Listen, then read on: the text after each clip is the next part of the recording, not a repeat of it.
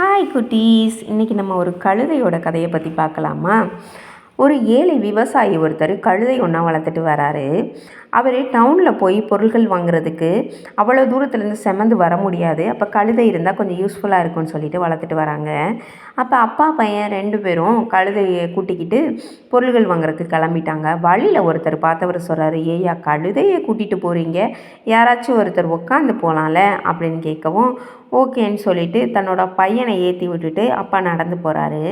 கொஞ்சம் தூரம் போனோன்னே இன்னொரு அம்மா பார்த்துட்டு, என்னது இது, பையன் உட்காந்து போகிறான், வயசானவர் நடந்து போகிறாருன்னு சொல்லவும், மறுபடியும் என்ன பண்ணுறாங்க, இவர் உட்கார வச்சுட்டு அவர் போகிறாங்க.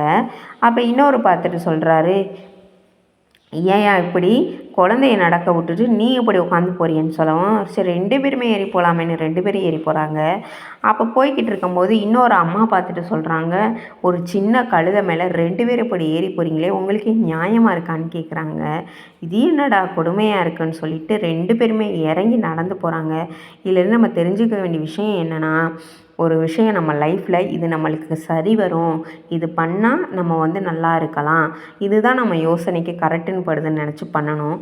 அடுத்தவங்க சொல்கிறாங்கன்னு நம்ம பண்ணோன்னா இப்படி தான் நம்மளை லூஸாக்கி விட்ருவாங்க. அதனால் நம்ம மனசுக்கு என்ன தோணுதோ அதே